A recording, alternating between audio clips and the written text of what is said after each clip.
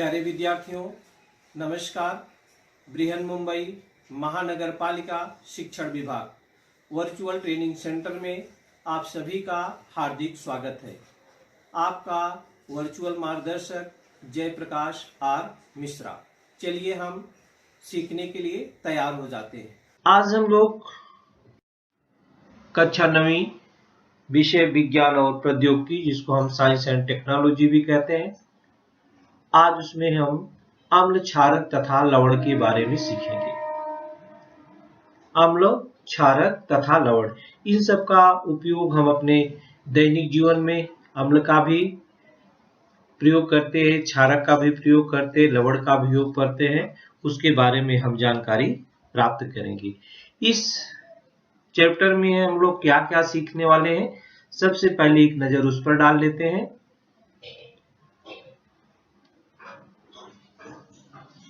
इसको हम इंग्लिश में एसिड्स, बेसिस, साल्ट्स बोलते हैं। Acid, bases and salts. Arrhenius theory of acid and bases, Arrhenius का अम्ल तथा क्षारक सिद्धांत। कंसंट्रेशन ऑफ एन एसिड और ए बेस, अम्ल तथा क्षारक की सांद्रता।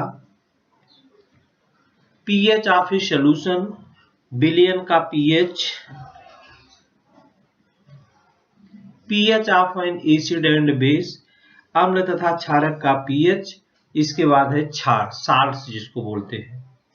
तो आज हम आपको अर्नियस का अम्ल तथा क्षारक सिद्धांत के बारे में चर्चा करने वाले हैं। तो चलिए बच्चों, आगे देखते हम।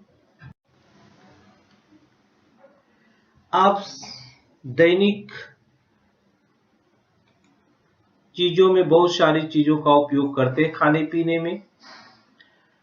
तो खाने की चीज का, किसी खाने की चीज का खट्टा स्वाद, उसमें उपस्थित अगर खट्टा है, कोई भी पदार्थ आप उसका सेवन कर रहे हैं, अगर वो खट्टा है, स्वाद आता है, तो किसके कारण होता है? एसिड के कारण होता है। एसिड अम्ल है, अम्ल के कारण होता है। जैसे आप नींबू देख रहे हैं, खाना खाते हैं, नींबू का पानी पीते हैं, तो खाना का डाइजेशन अच्छे ढंग से होता है, पच जाता है। तो बच्चों, आप जैसे सभी जानते हैं, हमारा जो खाने पाचन है, पेट में जाता है खाना, वहां पर एसिड निकलती है, वो ऑटोमेटिक निकलती है, जो खाना पचाने के काम में आती है। कभी कभी हमारा नहीं पचता है तो हम नींबू का भी उपयोग करते हैं।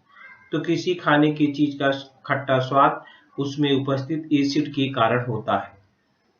और किसी खाने की चीज का कड़वा स्वाद, ये देखिए, कड़वा स्वाद किसमें होता है? उसमें उपस्थित क्षारक के कारण होता है। बराबर ध्यान दीजिए, खट्टा स्वाद है तो उसमें उपस्थित एसिड के कारण होता है, और अगर कड़वा स्वाद है तो उसमें उपस्थित बेस या क्षारक के कारण होता है। और अम्लों, एसिड का स्वाद जो होता है वो खट्टा होता है, और वे उनका गुणधर्म है लाल लिटमस पत्र को नीला कर देते हैं। आप अपने दैनिक जीवन में बहुत सारे पदार्थों को खाते हैं बच्चों। कुछ पदार्थों को हम याद दिलवा दूं। नींबू, इमली, इमली का नाम लेते ही मुंह में पानी आ जाता है। खाने का सोडा है, छाछ, सिरका, संतरा, दूध, टमाटर, पानी, फिटकरी, ये सारे समूहों, ये सारी चीजों को हम लोग खाते हैं। इनको हम खट्टा स्वाद के अनुसार हम इनको 3 भागों में बांट सकते हैं। तो जो पदार्थ खट्टे होते हैं वो क्या होते हैं? अम्लीय होते हैं। जो पदार्थ कड़वे स्वाद वाले होते हैं वो क्षारक होते हैं।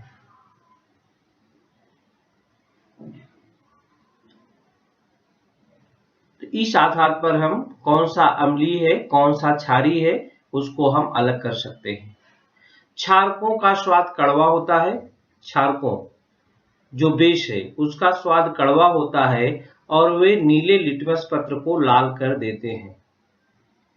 क्षारक जब कैसे है, अगर आप प्रयोगशाला में चेक करेंगे तो क्षारक जो होते हैं उसका भी कोरा होता है, और नीले लिटमस को क्या कर देते हैं बच्चों? लाल कर देते हैं।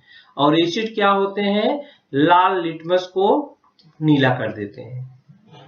एसिड क्या है, लाल लिटमस को नीला कर देता है, और क्षार क्या है, नीले लिटमस को लाल कर देता है। परंतु ज्यादातर एसिड और बेस एक कोरोसिव होते हैं, संक्षारक होते हैं, यानी ये चमड़े को भी जला देते हैं। इन पर स्वाद का टेस्ट नहीं किया जा सकता। ऐसे भी एसिड और बेस होते हैं। ये तो जो खाने की चीजें हैं बच्चों, उसको हम चेक करके देख सकते हैं, जो खाने की चीजें हैं। और जो खाने की चीजें नहीं, वो एसिड है कि बेस है, उसको हम केवल प्रयोगशाला में चेक करके ही बता सकते हैं, टेस्ट करके ही बता सकते हैं कि वे अम्लीय है या क्षारीय है। कभी भी उसको आप चखने की कोशिश मत करिएगा। उनको हम सूचक की सहायता से है वो अम्ल और क्षार की पहचान करते हैं। बच्चों, आपकी बुक में प्रकृति में कई ऐसे पदार्थ हैं जो एसिड या बेस की उपस्थिति में अलग रंग ले लेते हैं। अलग रंग ले लेते हैं। ये एसिड और बेस में फर्क करने में मदद करते हैं। इन्हें सूचक कहा जाता है। इन्हें क्या कहा जाता है, इंडिकेटर बोलते हैं, सूचक। जैसे हाइड्रोक्लोरिक एसिड है HCl, ये आपके लैब में है। इसका गुणधर्म है ये लिटमस लाल रंग लेता है, तो ये क्या है, एसिड है। लिटमस क्या कर देता है, लाल रंग कर देता है, तो ये क्या है, एसिड है। नीले को क्या कर देता है, लाल कर देता है। ये देखिए कैल्शियम हाइड्रोक्साइड है। ये लिटमस नीला रंग लेता है, इसको क्या कहते हैं, क्षार कहते हैं। इस प्रकार का ये देखिए लिटमस पेपर होता है। ये लिटमस पेपर है, कागज। आप इस पे एक बूंद खाली डाल दीजिए, वो क्षार है कि एसिड है, अपने आप पता चल जाएगा। ये देखिए यहाँ पर दिया लिटमस, सूचक इंडिकेटर है। ये नीले को क्या कर देती, लाल कर देती है। नीले को लाल कर दिया अगर डालते हैं उस पर आप लिटमस पेपर पर, तो क्या है, एसिड है। अगर लाल को नीला कर देता है तो क्या है, बेस है। जैसे फिनाफ्थिन एक सूचक है, ये क्या करता था, बेरंग होता है तो एसिड है, और गुलाबी हो जाता है तो बेस है। मिथाइल ऑरेंज है, ये लाल को नारंगी कर देता है, और ये बेस क्या है, पीला कर देता है। हल्दी पाउडर, ये आप चेक कर सकते हैं बच्चों। लिटमस पेपर है, अगर वो पीला हो जाता है हल्दी पाउडर डालने से तो एसिड है, अगर लाल हो जाता है तो क्या होगा, वो बेस है। अगर आप इस प्रकार से चेक कर सकते हैं एसिड है या बेस है, एसिड है या बेस है। एक उदाहरण है, जैसे एक फ्लास्क में जिंक के कुछ कण लीजिए और उस पर धीरे धीरे सल्फ्यूरिक एसिड डालिए।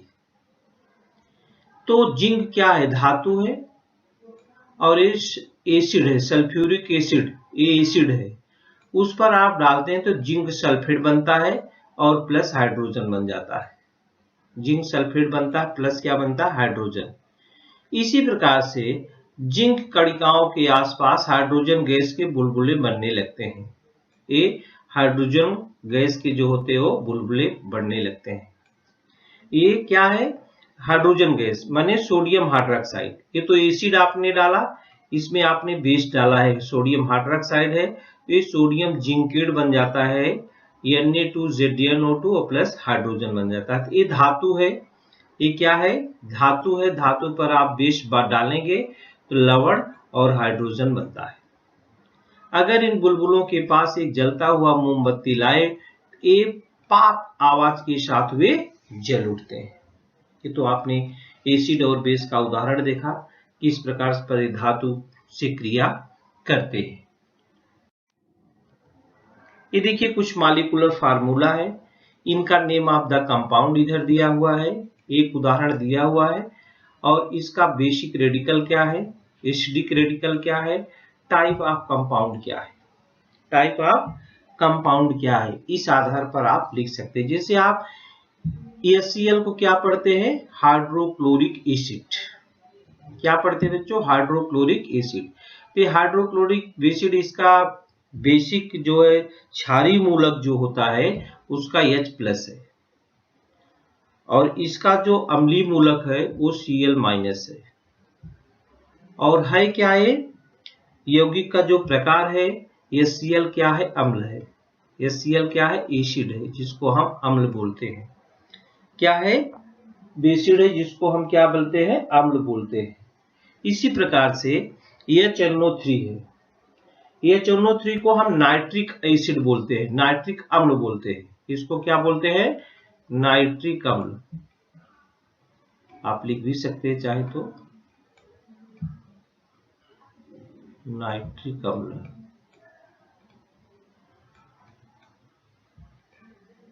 HNO3 को नाइट्रिक अम्ल बोलते हैं, नाइट्रिक अम्ल। आगे लिख लेना आप। ये नाइट्रिक अम्ल है HNO3, ये क्षारीय मूलक है, इसमें H+ होता है। H क्या होता है? प्लस, और Br क्या होता है? माइनस होता है। Br क्या होता है बच्चों? ये माइनस होता है। और ये भी क्या है? अम्ल है। ये भी क्या है? ये एसिड ही है। ये क्या है? एसिड है। इसी प्रकार से HBr है, इसको हम हाइड्रोजन ब्रोमाइड बोलते हैं। इसको HBr को क्या बोलते हैं? Hydrogen bromide. इसका भी बेसिक रेडिकल क्या है? H+ है और Br- है। सॉरी, इधर H+ है, NO3 होगा, ये Br नीचे में होगा। NO3 है, NO3- होता है। NO3 क्या है? माइनस, इसमें लिख दिया। इसी प्रकार से HBr है, तो H क्या हो जाएगा? इधर मैं दिखा देता हूं, प्लस हो जाएगा, और Br क्या हो जाएगा? माइनस हो जाएगा। और ये भी क्या है? एसिड है। ये भी क्या है? एसिड है। इसी प्रकार से H2SO4 है, ये H2SO4 है। इस सल्फ्यूरिक एसिड इसको पढ़ते हैं। क्या पढ़ते हैं? सल्फ्यूरिक एसिड पढ़ते हैं। ये भी H- है, H+ है, और SO4 क्या है? माइनस है। और ये भी एक प्रकार का अम्ल है। H3BO3 जिसको हम बोरिक अम्ल पढ़ते हैं, इसका भी H जो होता है ये प्लस होता है, और ये BO3 क्या होता है? माइनस होता है। ये भी एक प्रकार का क्या है? अम्ल है। ये भी एक प्रकार का क्या है? अम्ल है। ये है NaOH। यहां देखिए, अब हाइड्रोक्साइड आ गया, हाइड्रोक्साइड OH ग्रुप आ गया, इसको बोलते हैं सोडियम हाइड्रोक्साइड। तो Na इस पर क्या है? प्लस है, और OH क्या है? माइनस है। ये क्या है? एक क्षारक है, क्षारक है। इसी प्रकार से KOH है, इसको क्या पढ़ते हैं? Potassium hydroxide. KOH को क्या पढ़ते हैं बच्चों? Potassium hydroxide. इसमें पोटेशियम क्या है? प्लस है, और हाइड्रोक्साइड क्या है? माइनस है। तो ये भी क्या है? क्षारक है। ये दोनों क्षारक है, बेस है।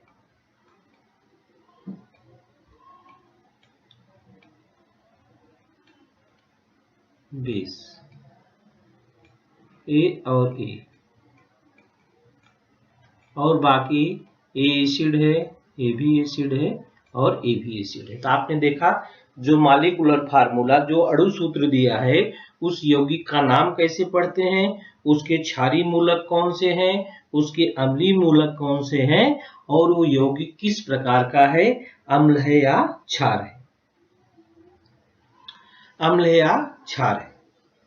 आगे हम आपको बताएंगे आयनिक यौगिक। आयनिक यौगिक जिसको आयनिक कंपाउंड भी बोलते हैं। आयनिक कंपाउंड, आयनिक यौगिकों के अणु, जो आयनिक यौगिकों के अणु होते हैं उनके दो घटक होते हैं, केटायन और ऋणायन, प्लस और माइनस। जैसा आपने देखा भी कि कुछ जो होते हैं अणु सूत्र क्षारीय होते हैं, अणु सूत्र जो उसमें क्षारीय मूलक भी होते हैं और अम्लीय मूलक भी होते हैं। तो आयनिक यौगिकों के अणु के दो घटक होते हैं, दोनों घटकों में विपरीत आवेश होता है। इन आयनों पर विपरीत आवेश होता है। एक उदाहरण हम देख रहे हैं सोडियम का, सोडियम क्लोराइड, जो नमक हम आप उपयोग में करते हैं, वो कैसे क्रिया करके बनता है। तो इन आयनों के विपरीत आवेश जब विपरीत रहता है तो उसमें अट्रैक्शन होता है। आवेश जो होता है जब विपरीत चार्ज होता है तो दोनों पर अट्रैक्शन होता है, और समान आवेश रहता है तो प्रतिकर्षण होता है। तीन आयनों पर विपरीत विद्युत आवेश होने के कारण उनमें आकर्षण बल कार्य करता है, और इसी को हम आयनिक कंपाउंड या आयनिक बंध भी कहते हैं, आयनिक बंध कहते हैं। जैसे यहाँ पर सोडियम देख रहे हैं, इसका मॉलिक्यूलर स्ट्रक्चर है 281, माने पहली कक्षा में 2, दूसरे में 8 स्टेबल है, लेकिन जो तीसरी कक्षा में 1 जा रहा है तो 8 होना चाहिए कम से कम लास्ट कक्षा में कितना होना चाहिए, 8 होना चाहिए, तो स्टेबल रहता है। तो ये क्या करता है, एक इलेक्ट्रॉन आसानी से छोड़ सकता है और बन जाता है पॉजिटिव, डोनर बन जाता है कि हमने दिया। और जिसके पास लास्ट कक्षा में 7 इलेक्ट्रॉन है, वो अगर एक लेकर वो ऑक्टेट की स्थिति पूरा कर देता है तो वो क्या बन जाता है, एक्सेप्टर बन जाता है। यहाँ पर सोडियम देखिए अपनी लास्ट कक्षा में से एक इलेक्ट्रॉन छोड़ देता है, और उस पर जितना इलेक्ट्रॉन छोड़ता है उतना पॉजिटिव चार्ज आ जाता है, माने वो डोनर हो जाता है। और क्लोरीन है, देखिए क्लोरीन का स्ट्रक्चर है 287, ये देखिए क्लोरीन का ये 287 है। इसकी लास्ट कक्षा में 7 इलेक्ट्रॉन है। स्टेबल होने के लिए इसको 8 इलेक्ट्रॉन चाहिए। ये क्या करता है, रिसीव्ड कर लेता है, एक इलेक्ट्रॉन रिसीव्ड कर लेता है, माने कर्जा इसके ऊपर हो जाता है, ये एक्सेप्टर हो जाता है, लेकिन इसकी कक्षा स्टेबल हो जाती है। ये इलेक्ट्रॉन क्या किया, दिया, इसको डोनर बोलते हैं। ये क्या है, लिया, इसको बोलते हैं एक्सेप्टर, इसको बोलते हैं एक्सेप्टर। जो देता है जितना देता है उस पर उतना प्लस चार्ज हो जाता है, और जो जितना लेता है उस पर उतना माइनस चार्ज हो जाता है। ये देखिए एक इलेक्ट्रॉन चला गया इसमें। अब इसकी भी बाहरी कक्षा में 8 इलेक्ट्रॉन हो गए और बनेगा ये सोडियम क्लोराइड। कैसे होगा मैं आपको दिखाता। देखिए एक इलेक्ट्रॉन जा रहा है या ट्रांसफर होके चला गया, सोडियम प्लस हो गया, Cl माइनस हो गया, सोडियम प्लस और Cl क्या हो गया, माइनस।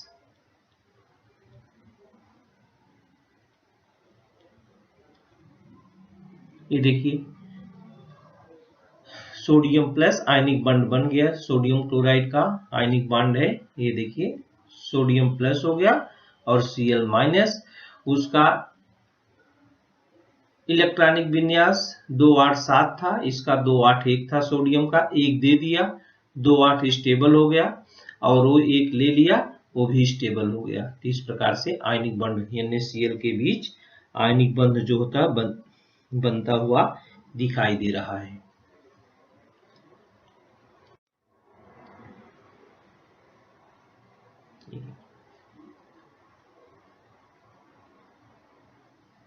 ये पॉजिटिव एक हो गया, ये ऋण चार्ज हो गया, तब दोनों के बीच में चार्ज क्या हो गया,